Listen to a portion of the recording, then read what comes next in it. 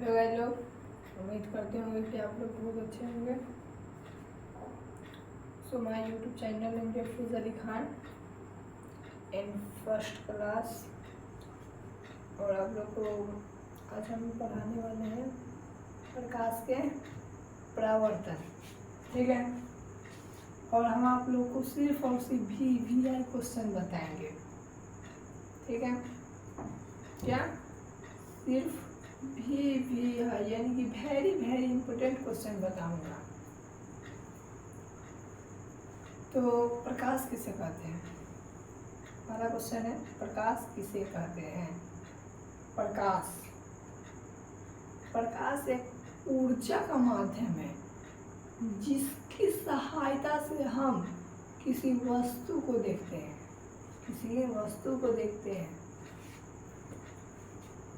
जब प्रकाश किसी वस्तु पर पड़ती है तो हम उसे देखते हैं, ठीक है। प्रकाश एक ऊर्जा का माध्यम है जिसकी सहायता से हम किसी वस्तु को देखते हैं। स्टार देखिए, लिखिए, यह विद्युतीय चुंबकीय तरंग होता है। यह विद्युत चुंबकीय तरंग होता है। इसकी चाल सबसे अधिक निर्वात में होती है और सबसे कम कांच में होती है।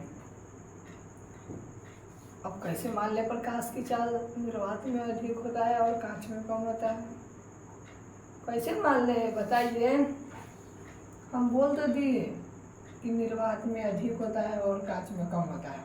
कैसे प्रकाश की चाल कैसे अधिक होता है और कम होता है?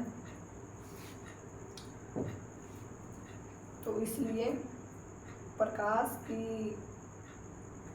जो निर्वात की चाल होती है 3 × 10⁸ मीटर प्रति सेकेंड होता है, यानी कि 3 × 10⁸ मीटर प्रति सेकेंड होता है। और निर्वात कांच में 2 × 10⁸ मीटर प्रति सेकेंड होता है। क्या 2 × 10⁸ मीटर प्रति सेकेंड होता है। अच्छा, परीक्षा में ये क्वेश्चन बार बार पूछा गया है कि प्रकाश की चाल अधिकतम होती है एवं न्यूनतम किसमें होती है? प्रकाश की चाल अधिकतम किसमें होती है या न्यूनतम किसमें होती है? तो कैसे हुआ जाएंगे तो हम लोग कन्फ्यूज हो जाएंगे कि किसमें अधिक था किसमें कम था। कि सही बात बोलना है कि ना? हाँ, तो हम लोग एक ट्रिक बनाए हैं कि निर्वात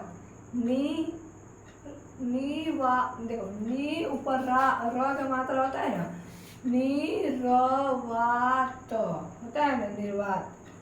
तो निर्वात 3 अक्षर के होता है, तो 3 × 10⁸ मीटर प्रति सेकेंड ज़्यादा हो गया। और कांच में 2 होता है, कांच, तो 2 अक्षर के हुआ तो 2 × 10⁸ मीटर प्रति सेकेंड। इसका मतलब यह होता है कि निर्वात 3 अक्षर के हुआ था, यानी कि निर्वात ज़्यादा है और कांच छोटा है, यानी कि वो छोटा है कांच। प्रकाश की चाल निर्वात में अधिक है और कांच में मतलब कम है, ठीक है। ऐसा ही हम लोग पता करेंगे, पता कर चुके हैं और पता क्या करेंगे, ठीक है। तो उसके बाद दूसरा क्वेश्चन है, प्रकाश के परावर्तन से आप क्या समझते हैं? बोलिए, प्रकाश के परावर्तन से आप क्या समझते हैं? तो उत्तर लिखिए। जब प्रकाश किसी परावर्तक सतह पर पड़ती है तो वापस की दिशा में कुछ कोण बनाती हुई मुड़ जाती है। प्रकाश की इस घटना को प्रकाश का परावर्तन कहते हैं। क्या? जब प्रकाश किसी परावर्तक सतह पर पड़ती है तो वापस की दिशा में कुछ कोण बनाती हुई मुड़ जाती है। प्रकाश की इस घटना को प्रकाश का परावर्तन कहते हैं। प्रकाश के परावर्तन के 2 नियम होते हैं। पहला, आपतित किरण, परावर्तित किरण और डाला गया विलंब, तीनों एक ही बिंदु पर होता है। दूसरा, आपतन कोण परावर्तन कोण के मान के बराबर होता है। कोण I बराबर में कोण R। लिखते चलिए, हम आप लोग को बता रहे हैं और रिवीजन भी करवा रहे हैं। और मेरा भी फर्स्ट क्लास है यहाँ, और मैं फिजिक्स पढ़ा रहा हूँ, आप लोगों को मालूम है। और उसके बाद तीसरा क्वेश्चन लिखिए, वास्तविक प्रतिबिंब एवं काल्पनिक प्रतिबिंब में अंतर लिखिए। बच्चों देखो, ये तीनों क्वेश्चन जो हम अभी बोले हैं एनर्जी डाउन कर कर, यह तीनों क्वेश्चन भी आए, और 10 से 12 क्वेश्चन हम अभी लिखवाएंगे जो प्रकाश के परावर्तन में भी है। वेरी वेरी इंपॉर्टेंट क्वेश्चन है, और ऑब्जेक्टिव भी बता देंगे अगले मतलब क्लास में। तो इस क्लास में सिर्फ 10 क्वेश्चन या 8 या 9 क्वेश्चन है, लिखवा देंगे। VVI क्वेश्चन है, और आप लोग याद कर लीजिएगा, ठीक है। और आप लोग के लिए एक कागज़ का थी मतलब निकलवाए भी है कि आप लोग को दे देंगे, ठीक है। तो एक सेकेंड हम देखते हैं वो चीज़ कहाँ है ऐसे, ठीक है। मात्र हम आप लोग 1 मिनट रुकिए, आ रहे हैं।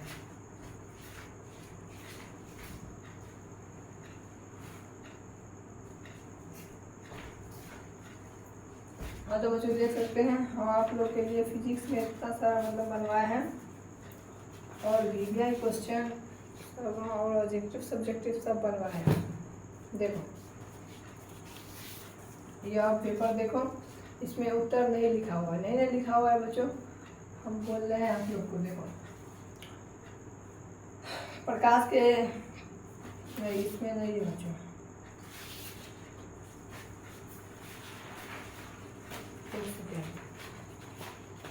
प्रकाश के रासायनिक अभिक्रिया, ये केमिस्ट्री का है, सब का नोट बनाए हुए बच्चों, इन्हें में पढ़ाने में मेरा मुझे आसान हुआ, ठीक है।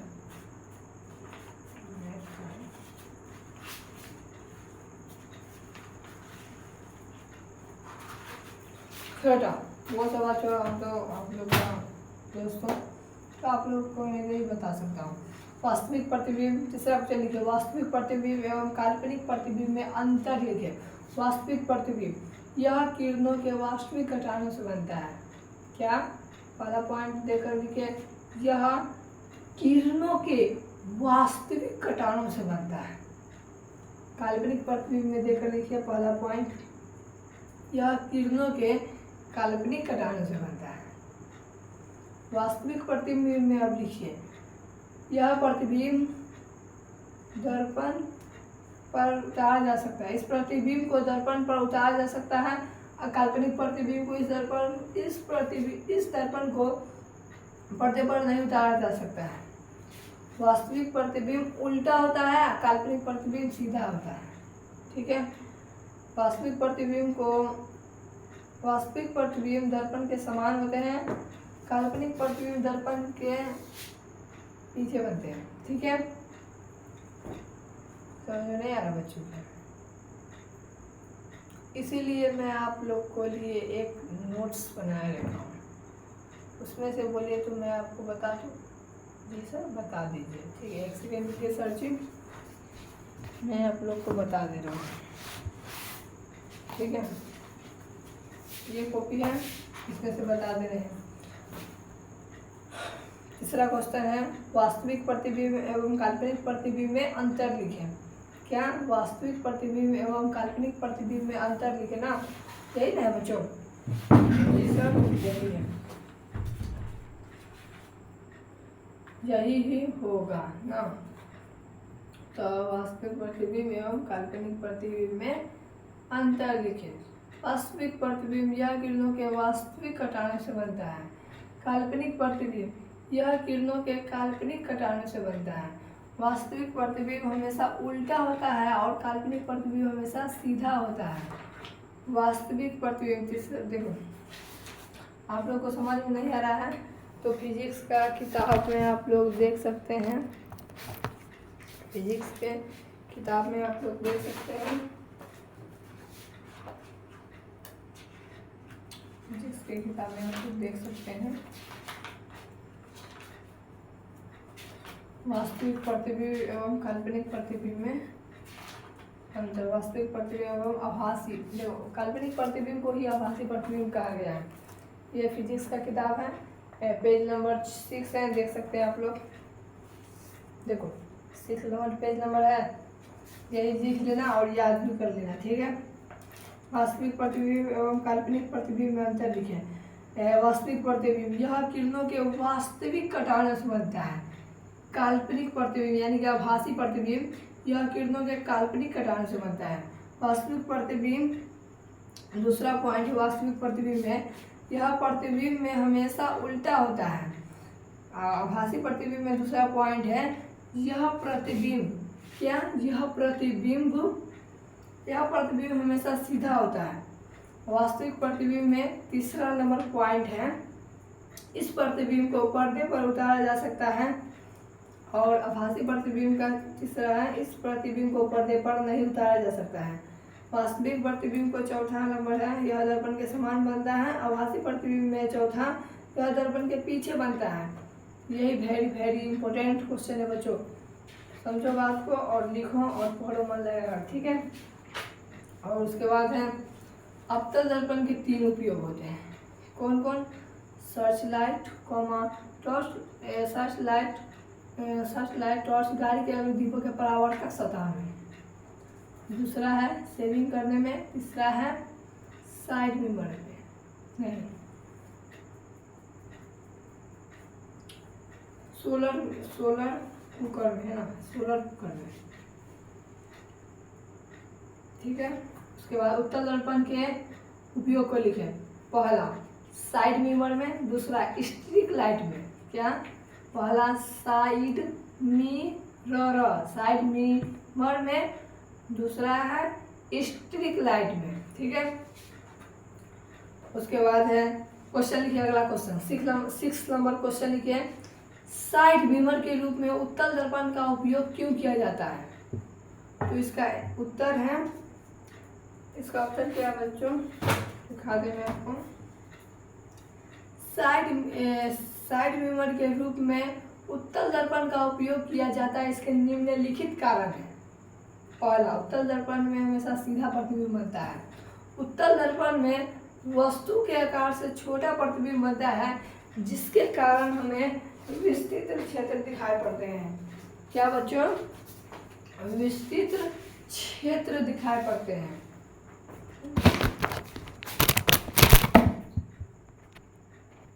सॉरी बच्चों, मोबाइल अभी गिरने वाला था मगर नहीं गिरा है। एकदम देख रहे हैं वीडियो, ये चालू है, कट गया, चालू है, ठीक है। उसके बाद आते हैं हम लोग साइड मिरर के रूप में उत्तल दर्पण का उपयोग क्यों किया जाता है? साइड मिरर के रूप में उत्तल दर्पण का उपयोग किया जाता है, इसके निम्नलिखित कारण है।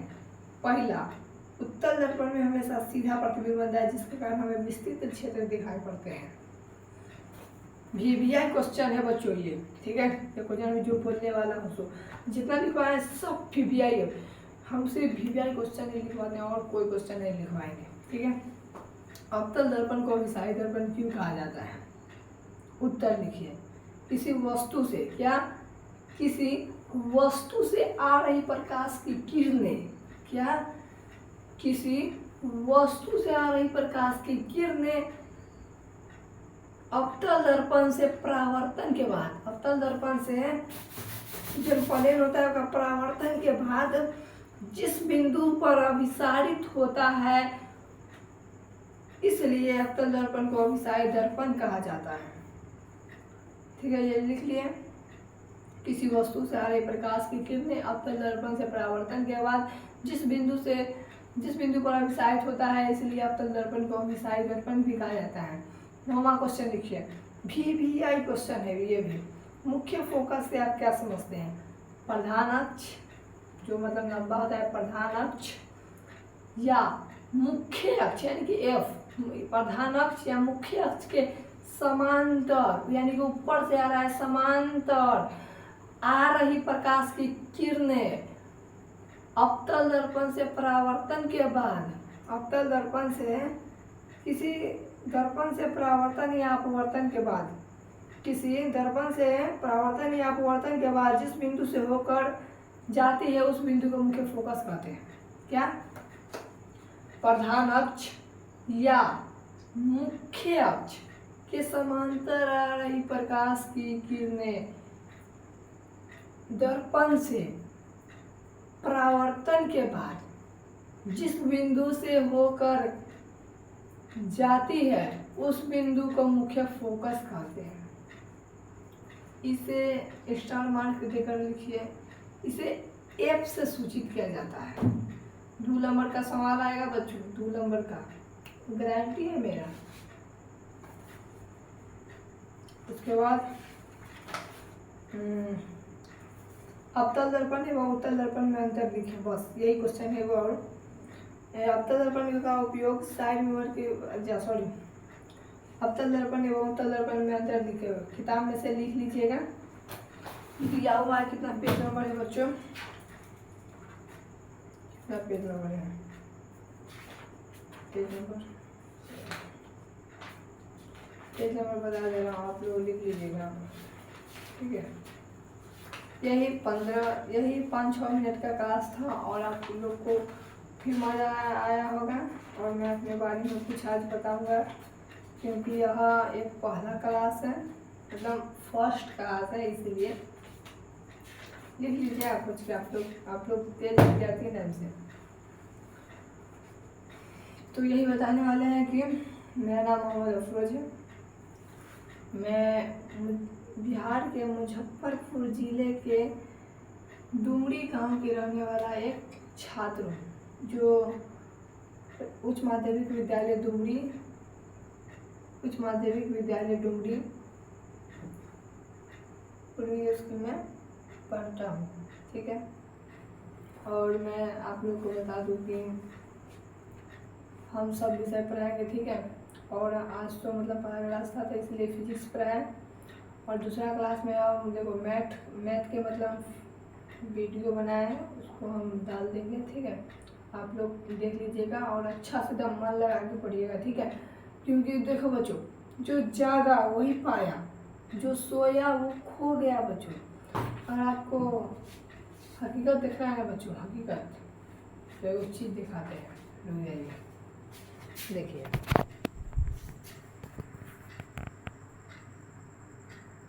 ये देखिए और ये देखिए और ये देखिए बच्चों, जागे हुए बच्चों अभी।